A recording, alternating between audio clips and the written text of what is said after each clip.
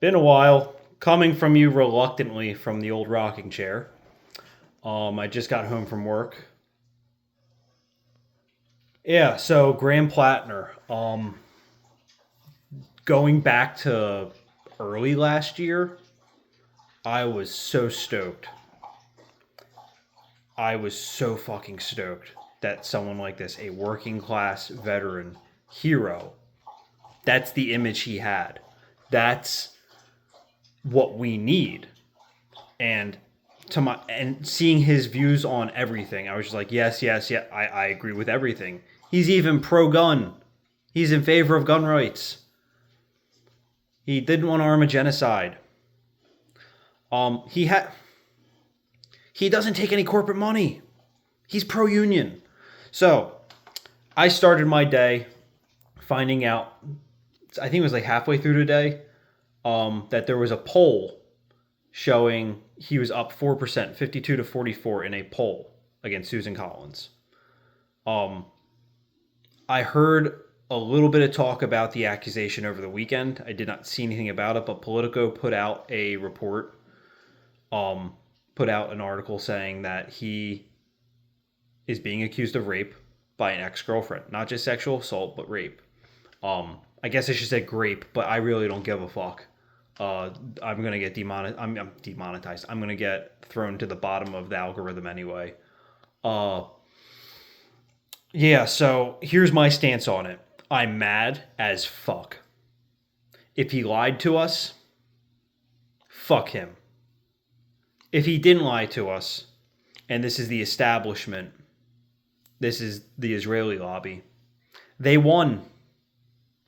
There's not much more to say about that. They won in this instance. They won the battle.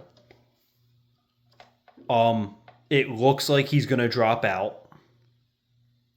I was so glad to see that he said, "I'm not going to drop out unless there's somebody aligned with my politics to take my place." I watched a video by Kyle Kalinske just about a half an hour ago where he talks about it could be Troy Jackson. He's fairly aligned. He's fairly progressive. Do I think he can beat Susan Collins? I don't know. I am a blue no matter who person when it comes to Republicans. Do not get me wrong. That said, it feels like I already feel like I see a repeat of 6 years ago with Sarah Gideon. I don't see too much of a positive outcome here. Platner had all that charisma, all that momentum, and again, whether the accusation is true or not, and there is some corroborating evidence, it looks like. There is some there. The message itself, from what I saw, I don't know if it was a real text message or not, but from what I saw, looked very suspicious. And the timing, very suspicious. I've talked to a lot of Democrats and independent voters, and I'm sure a lot of Republicans and a lot of Israeli bots in the comment sections in the last few hours. And here's my stance on accusations. Take all accusations seriously. Don't fucking believe everything right away, though. What the fuck is this shit? Basically that's saying, oh, any woman can say anything and you believe them. Well, what about us? If I say I was raped, are you going to fucking believe me? No. You might take it seriously, but are you going to believe me right away? No. Treat people that way. So, yeah, if it happened, I feel so sorry for this woman. Let's have an investigation, though. Let's not jump to conclusions. I really hope, I really fucking hope it's not true, but it looks like he's dropping out. That's all I have to say tonight. I'm going to try to get on here and post some more stories about other topics later that matter just as much, if not more. Like the genocide, like the Iran war. I've been so busy with schoolwork and work that I have had to put this channel to the side for now. But I can't stay away.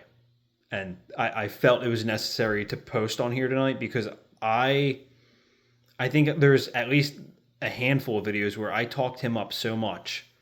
And this isn't me saying I believe the accusations. This is me saying I take it seriously. And just to give you an idea of how pissed off I am, I lost my voice a little bit. My throat is killing me. Because when I heard Kyle Kulinski talk about how the woman said, she's like, I was hesitant to say anything because I align with his politics, with Graham's politics. This happened years ago. I'm like, all right, I get you think that you should have come out because you don't want to see a rapist in office. However, you should have done it sooner. You definitely should have done it sooner. And again, if this is true, we need to create a world where women feel safe enough to come out no matter what, right away. Like when this happened years ago, I wish she would have done it then. Again, I'm not blaming her if this is true, but this is the world we live in, unfortunately, where even outside of this issue, going back to the Me Too movement, there was a lot of there. We see how many people accused Diddy and Harvey Weinstein, obviously Trump. Even the Supreme Court is saying Jeannie Carroll needs to be paid by Trump. He needs to pay her. He was found civilly liable for rape. So, yeah, we need to find a way when, I'm still trying to stay motivated, when Democrats take control in 2026, stop everything Trump and Republicans are trying to do in their path, and then retake the White House in 2028. And this is one of those things we need to make sure we fix. We need to make a country. We need to retake our country and change it so that women feel safe enough to go to the police right away. That's all I have for tonight. I am stressed the fuck out.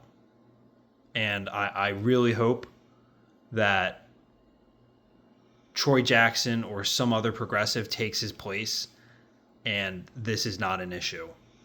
This is not an issue for November.